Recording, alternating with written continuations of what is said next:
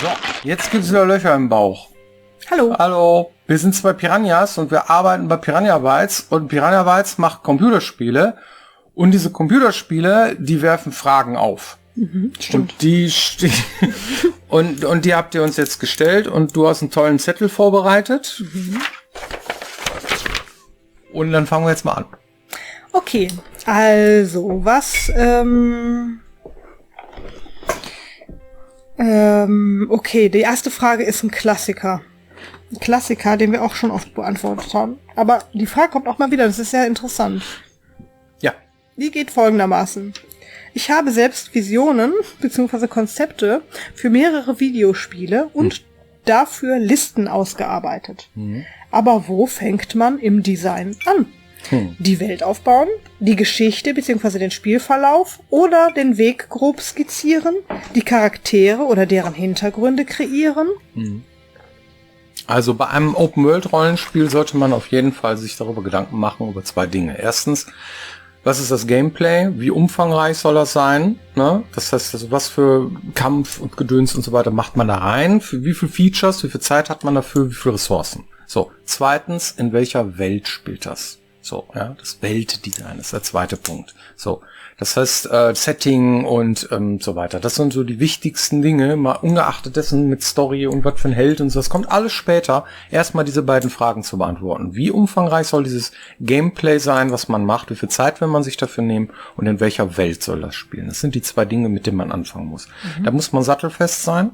Das muss man ausdesignen als allererstes. Und dann kommt der Rest dann hinten raus, so, ne? Und ja, wenn man sagt, ja, weiß ich ja, alles ist eine Fantasy-Welt und soll Rollenspiel, beste Spielbuch gibt, ja, haben wir auch schon gemacht, hieß Gothic, ja, aber dann sitzt man schon ein paar Jahre dran und dann ist auch nicht gesagt, ob man damit fertig wird oder nicht, ne? Das ist ein Punkt, den haben wir oft erwähnt, aber das ist auch etwas, was ich angefangen habe, damals 2008 mit Computerspieleentwicklung, habe ich das auch lange nicht verstanden, warum das so ist, weil normalerweise neigen wir dazu, als Menschen, glaube ich, immer mit der Geschichte anzufangen. Worum geht es eigentlich? Was ist mein Ziel? Was will der Hauptcharakter? Wer bin ich? Was ist das persönliche Schicksal des Helden so oder der Heldin? Ja. Und warum das in der Regel bei uns so nicht gemacht wird, liegt an vielen Dingen. Ding-along, Tom Bombadil, Das muss man erstmal verstehen und verinnerlichen. Ja. Beispiel. Ich entscheide, wo mein Spiel stattfindet. Wenn ich jetzt zum Beispiel sag, ich habe eine Schneewelt und ich möchte, dass es im Eisland stattfindet, dann bedingt das schon unwahrscheinlich viele Sachen. Zum Beispiel, es ist möglichst weiß. Es ist möglichst kalt. Das beeinflusst zum Beispiel, wenn ich Wert auf Plausibilität lege, mit was für Rüstungen man in der Regel da rumläuft. Ja, zum Beispiel dicke. Ja, damit die nicht frieren. Und was für Menschen leben denn dann da? Was müssen die machen, um da leben zu können? Aus welchen Materialien sind da die Behausungen gemacht? Und wenn ich mir all diese Frage im Weltdesign beantworte, dann bedingt das schon unglaublich viel. Zum Beispiel, welche Gegnertypen dort sind, was die so können, was ist etwas, was hilft, zum Beispiel Feuer, was sind deren Probleme, die sie da haben? Was sind deren Mängel, die sie da haben? Und daraus entsteht schon so viel, dass ich so viele Fragen dann schon beantworten kann, dass es dann viel leichter ist, da rein meine Geschichte zu schreiben. Anstatt, dass ich mit einem leeren Blatt anfange und erstmal irgendwie mir einen Charakter ausdenke und dann denke, der muss ja ganz anders aussehen, weil ich kann ihm ja gar nicht irgendwie das Lederriemchen anziehen, wenn er die ganze Zeit durch den Schnee stapft. Oder sowas wie, das ist ja plausibel, dass der irgendwie die ganze Zeit mit seinem Eispfeil durch die Gegend schießt, wenn irgendwie alles aus Eis ist. Oder was weiß ich, ja. Ich übertreib's jetzt ein bisschen, aber ihr ahnt hoffentlich, worauf es hinausläuft an der Stelle. Und wenn dann nachher die höchste Ausbaustufe der Outlaws aussieht wie ein Anti-Bomben-Kommando und der Typ trotzdem in der Wüste wohnt und sich den Arsch abschwitzt, ist das auch völlig in Ordnung. Ja. Ja. Ja, weil der Rest muss dann irgendwie dazu passen. Das heißt, es muss genug plausible Sachen irgendwie sein und dann akzeptiert der Spieler oder der Zuschauer auch mal sowas. Ja. Ja. Ja, aber du hast, machst ja das Leben einfach viel leichter. Ja. Ne? Ja. Und darum geht es ja. Womit fängst du an? Ja. Die nächste Frage. Kurz zu mir schreibt hier jemand, ich entwickle gerade ein PC-Rollenspiel und überlege mir, mich mit diesem selbstständig zu machen. Ja. Meine Frage wäre nun, wie würde ich einen Publisher, zum Beispiel THQ Nordic, dazu bekommen, mit mir zusammenzuarbeiten? Beziehungsweise wie würde ich denn eine Zusammenarbeit mit so einem Publisher, wie würde die ablaufen? Das sind sehr viele schwierige Fragen und wir können nicht für THQ Nordic sprechen. Wir haben uns angemeldet, wir haben angefragt einen Termin und haben mit denen gesprochen, aber wir waren auch schon Piranha Bytes und haben schon Computerspiele gemacht. Das heißt, wir hatten im Grunde genommen schon einen Leumund. Ja. Und darum geht es bei dieser ganzen Geschichte. Wenn man selber noch nichts gemacht hat in der Games-Branche, ist es auch nicht so einfach, da reinzukommen. Was man empfehlen kann, jetzt mal ungeachtet, ich habe irgendein Spiel gemacht und melde mich sofort beim Publisher und möchte sofort gepublished werden mit meinem Produkt, ja, sollte man sich überhaupt erstmal in der Games-Branche bewegen und die ganzen Regeln kennenlernen, die diese Branche hat. Das heißt, sich zum Beispiel irgendwo in einer Games Academy oder irgendeine sich mit anderen Entwicklern treffen. Auf der Gamescom ist so eine Gelegenheit, wo man auch Entwickler trifft, mit denen sich zu unterhalten, anstatt die Frage jetzt pauschal zu sagen, so, dann machst du halt irgendwie deinen Lebenslauf und dann schreibst du was, dann machst du dein Pitching-Dokument und dann rufst du da an und dann machst du dies und das. Das wird nicht funktionieren. Es wird nicht fliegen, ja, sagen wir dazu, weil man dich nicht kennt, ne? Und das ist das Problem. Das heißt, die wichtigen Dinge, die da reingehören in so ein Pitching-Dokument ist, in welcher Zeit, wie teuer, was ist das Besondere im Vergleich zu allen anderen, womit ist es vergleichbar, und dann muss man trotzdem irgendwie ein Alleinstellungsmerkmal haben, da ist schon schwierig, dann was haben die Leute, die mit dir zusammenarbeiten, vorher schon gemacht? Und wenn es nur eine Person ist, was macht dich glauben, dass du es am Ende des Tages auch wirklich fertig bekommst? Ja? Hast du denn schon mal eine Referenz? Hast du denn schon ein Template, wo man dran ablesen kann, was nachher dabei rauskommt? Was hast du bisher irgendwie wirklich geschafft? Was kannst du vorweisen? Hast du eine Internetpräsenz? Wenn nein, warum nicht? Mach die doch erst, bevor du anfängst, und so weiter, ja. Also da gibt's so viele Dinge, die man erst lernen sollte, sich vernünftig zu präsentieren, sich in der Games-Branche zu bewegen, bevor man tatsächlich an einen Publisher herantritt, und dann unter Umständen hat man Glück, ja. Aber in den meisten Fällen ist man vielleicht dann frustriert und weiß nicht hat irgendwie die falschen Dinge gemacht und so weiter und wird dann abgelehnt und man weiß gar nicht wieso. Das sollte man sich besser vorbereiten. Das ist wie eine mündliche Prüfung. Das sollte man auf jeden Fall machen. Erstmal mit Menschen sich lange und intensiv darüber unterhalten, deren Schicksale und deren Fehler sich anhören, die gemacht haben, und für sich selber irgendwie dann so einen Fahrplan über die nächsten Jahre hinweg am besten, ja, sich zurechtlegen, was man da wirklich machen möchte. Und nicht nur, ich möchte jetzt dieses Spiel hier umsetzen und das mal eben schnell, Schnellschuss funktioniert nicht. Nichts geht mal eben. Okay, jetzt habe ich viel geredet, aber ja. Also man kann es vielleicht auf den Punkt bringen, niemand sucht jemanden mit einer Idee, der keine Erfahrung hat. Ja. Das kann man vergessen. Ja. Also muss man sich Erfahrungen aneignen und etwas vorweisen können. Ja. Was das ist irrelevant. Das kann ein Prototyp sein, ne, das kann schon ein vorhandenes Team sein, aus dem man schöpfen kann oder sonst irgendwas.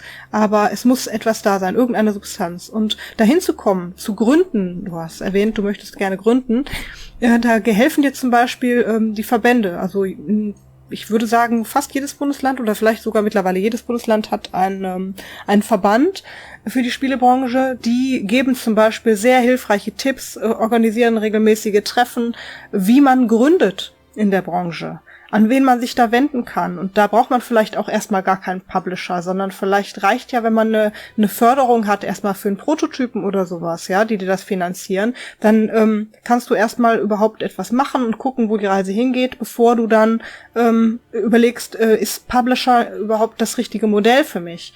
Und da würde ich mich dran wenden, dass man sich erstmal mit Gründung auseinandersetzt und guckt, welche Möglichkeiten gibt es denn überhaupt, Spiele zu finanzieren. Hier fragt jemand, wie ist das eigentlich, wenn man sein eigenes Spiel spielt? Wenn man es selber programmiert hat, die ganze Story kennt und einfach alles drumherum, ist das doch irgendwie dasselbe, wenn ein Schauspieler seinen eigenen Film schaut. Er kennt den Weg bis zum Ende, würde mich echt interessieren. Und was zockt ihr sonst noch so gerne? Also, erstmal glaube ich, das stimmt nicht. dass ein Schauspieler den Film schon in- und auswendig kennt, wo er mitspielt. Eher ist das Gegenteil. Ja. Ich habe unheimlich viele Schauspieler gehört, oh, jetzt sehe ich den Film das erste Mal wirklich komplett und so, und ne, weil sie nur einen Teil davon tatsächlich wirklich selber verstanden haben oder auch wissen, wie das alles abläuft oder überhaupt sehen, wie es gemacht ist und so weiter, erst wenn der Film wirklich fertig ist. Vorher sehen die das alles gar nicht. Selbst bei einer Hauptrolle nicht. Mhm. Und zweitens, wir selber, uns geht's genauso. Das heißt, wir arbeiten an einem Teilbereich, alle von uns. Auch selbst, wo ich jetzt vor der Hauptstory verantwortlich bin, kenne ich zwar die Hauptstory, aber ich kenne unheimlich viele Nebengeschichten nicht. Mhm. Ja, und die sind super spannend, sich anzugucken. Und ich weiß auch nicht, wie es wirkt, wenn das Ganze dann vertont ist. Also wirklich die Sprachaufnahmen reinwandern. Das heißt, die Texte, die ich geschrieben habe, die spricht dann irgendwer. Ich schreibe einen Charakter, ja, für Erik Range oder so, und Erik Range spricht den dann tatsächlich im Studio, und dann kann ich mir den im Spiel erstmal angucken. Das ist super spannend, ist das. Wie hat er das denn jetzt umgesetzt? Ist das wirklich so, wie ich mir das vorgestellt habe? Oder ist das vielleicht sogar besser? In den meisten Fällen ist es so mindblowing, wo ich denke, boah, geil, hat gut funktioniert, da freue ich mich drüber, das finde ich total klasse, ja. Und dann gehe ich dann zur nächsten Ecke. Was hat denn Becky da hingebaut wieder für den? Boah, cool, so, ne? Und dann nächstes irgendwie, oh, das ist bestimmt ein Charakter, den der Harry gemacht hat. Nee, der hört sich ja an wie einer von Amadeus. Ja, total spannend. Also, ich finde das faszinierend. Frustmomente kommen auf, wenn Dinge nicht funktionieren. Dann fängt man die ganze Zeit an zu schreiben und so weiter. Das ist natürlich die Kehrseite der Medaille, aber inzwischen, Bittersweet Symphonie, würde ich sagen, ist das, wenn man seine eigenen Spiele spielt. Hinzu kommt, das habe ich gelernt irgendwie, als ich damals angefangen habe bei Risen 1, das Spiel habe ich sehr oft gespielt und es war schon sehr weit fortgeschritten, als ich es sehr oft gespielt habe. Das heißt, wenn du ein fertiges Spiel spielst, dann ändern sich die Dinge ja in der Regel nicht nochmal. Das heißt, wenn du an eine Location gekommen bist, dann ist sie so, wie du sie kennengelernt hast, und wenn du das nächste Mal hinkommst, ist sie immer noch so. Aber während der Entwicklung ist das so nicht. Da entstehen permanent Dinge und sehen anders aus. Auf einmal haben die Wände andere Farben, oder auf einmal sind Objektierungen da, die vorher nicht waren. Auf einmal hast du irgendwelche Bäume und Wurzeln im Weg. Auf einmal liegt da ein Item hinter. Das heißt, es passiert während der Entwicklung die ganze Zeit irgendwas, was die Situation verändert. Was beim Spielerlebnis dazu führt, dass ich ständig das Gefühl habe, wo bin ich jetzt? Also das heißt, wir kennen das Spiel einfach auch noch nicht so gut, selbst neben der Story, wie später, wenn es fertig ist. Es ist viel leichter, sich das dann zu merken, wenn die Dinge bleiben, wo sie sind. Und während der Entwicklung ist es so, dass manchmal Sachen sich auch nochmal extrem abändern können, wenn sie fertig gemacht werden. Ja. Da hast du am Anfang irgendwie so einen Rohbau, und auf einmal ist da irgendwie, was weiß ich, was völlig anderes, so ein komplexes Burggebäude, wo du denkst, krass, wo sind die Burg hergekommen? So, finde ich denn jetzt meine Charaktere wieder? Vorher war doch hier nur eine Wiese. Ja, und das ist natürlich etwas, das dazu führt, dass wir eigentlich viel öfter den Überraschungsmoment leben und ein anderes Spielgefühl haben, als vielleicht jemand, der das fertige Spiel spielt. Es fragt hier jemand, was mich mal interessieren würde, und zwar, könnt ihr gute Geschichten schreiben? Könnt ihr euch ein Spiel mit einem Wikinger-Thema vorstellen? Ja, kann ich mir vorstellen. Gibt aber auch sehr viele Wikinger-Spiele, ne, da draußen, die das sehr gut machen. Und da muss man immer gucken, passt das für einen, oder ist das, reicht das Thema, ne? Aktuell ist Valhalla, ne? Assassin's Creed, so das Ding, ne? Was ich kenne und wo ich denke, wow, haben sie gut gemacht, so, ne? Und wenn man das dann irgendwie besser machen, ne? Das ist immer die Frage, so. Kriegt man das besser hin? Das muss man ja auch nicht besser hinkriegen, muss man ja nur irgendwie cool hinkriegen und so. Das ist dann so, ja. Oder Odysseus, ne? So Odysseus fand ich mal total gut. Ah ja, guck mal hier, es gibt jetzt die Odyssee, ne, von Assassin's Creed, haben die auch gut gemacht, so. Ist auch super. Macht man das dann doch nochmal?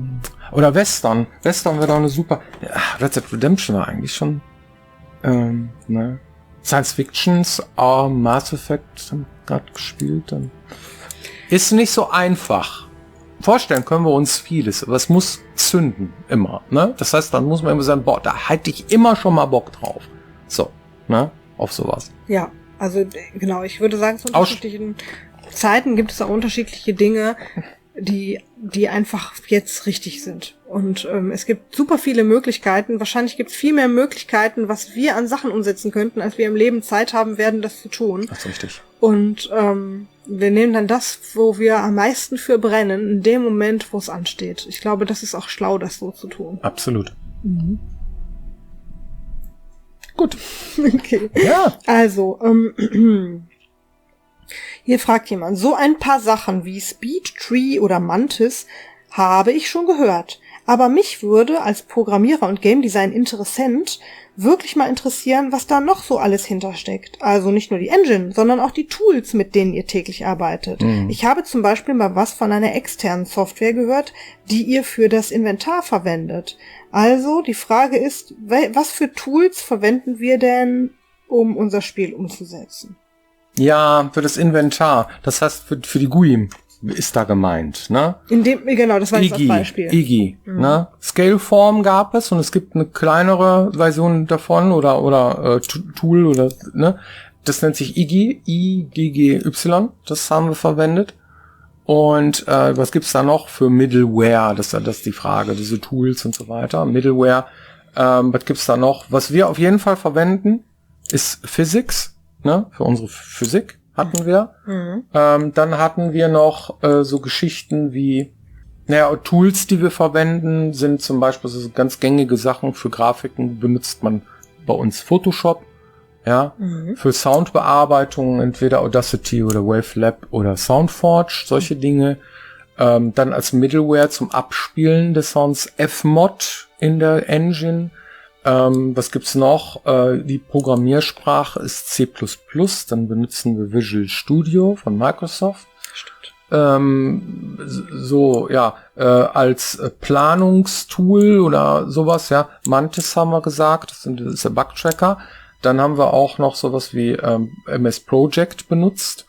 Dann haben wir sowas wie, wir benutzen Wiki zur Dokumentation, das heißt eine Wikipedia, eine eigene aufgesetzte Wikipedia Datenbasis benutzen wir, um unsere Projekte zu beschreiben und um unsere Game Design Dokumente und Story Dokumente und Quests Gedöns und so weiter zu dokumentieren und dann darin auch zu navigieren oder so. Das heißt, jemand ein Schlüsselwort oder so, was ist ein Alp, ne? Das muss dann irgendwie immer angetaggt werden, dann kannst du draufklicken, dann kriegst du eine Erklärung dafür, was ein Alp ist und so. Das ist also dezentralisiertes Dokument, was nicht irgendwie seitenweise funktioniert, sondern halt, was interessiert mich gerade und so. Und da ist Wikipedia das perfekte Tool dafür und. Also das sind mal so ein paar, die ich jetzt so erwähnt habe. Ja, so. Blender. Ja, Blender, ne? Früher haben wir 3D Max benutzt, ne? Für das Bauen von Objekten. Maya benutzen wir für Animationen, ne? Da ist Blender auch möglich, aber das ist nicht so, noch nicht, würde ich sagen, noch nicht so mächtig wie so ein anderes, dafür ausgelegtes Tool wie Maya. Ja, genau. Das sind mal so ein paar Beispiele. Ja, das sind schon eine ganze Menge auf jeden Fall. Wenn ihr aus Bochum kommt, habt ihr euch dann 2018 das Skid Row Konzert in der Zeche angeschaut? Ich bin extra dafür nach Bochum aus Dresden angereist. Nein. Skid Row wäre auch genau mein Ding, habe ich aber verpasst. In der Zeche Bochum ist auch viel so ein Zeug, ne? Da müsste ich vielleicht öfter mal gucken, was die da wirklich bringen, weil es ist eigentlich hier vor Ort und ich gucke da selten hin. Wir sind tatsächlich oft auf Konzerten eigentlich, aber es wird so viel immer angeboten und das Ruhrgebiet ist ja irgendwie ein Sammelsurium von Städten nebeneinander. Ne? Jetzt sind wir letztens sogar bis nach Frankfurt gefahren und haben uns das Gary Newman Konzert angeguckt. Das war auch ziemlich cool. Aber wir waren auch ein paar Tage vorher auf dem KISS-Konzert in der Westfalenhalle. In war Dortmund. Auch super. Ja, ja. Also wir nutzen unsere Zeit schon. Skid Row gehört dazu, ja. Hätte ich mir auch mal angeguckt, aber ich war jetzt, genau. Aber ich sollte öfter mal wirklich gucken, was hier so vor Ort für Sachen gibt, weil lokal ist schon echt eine Menge los hier.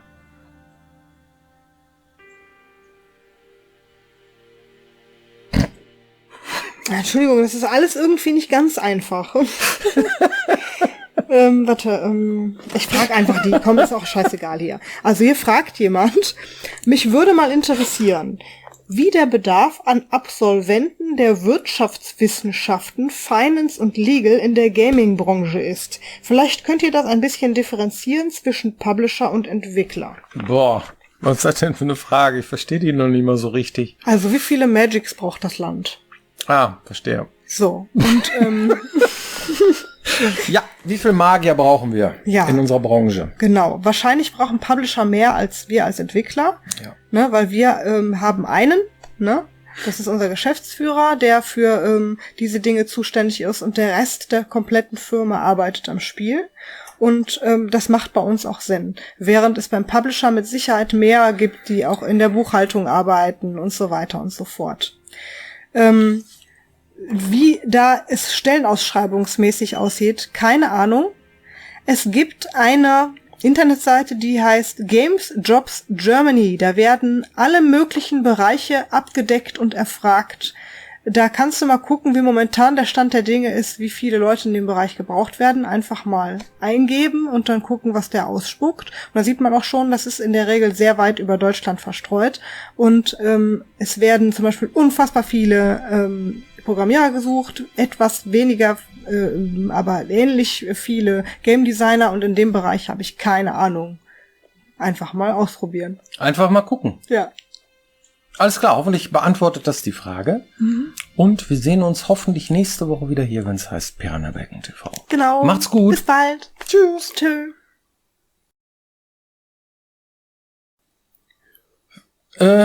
Ja. Boah. Burger. Burger.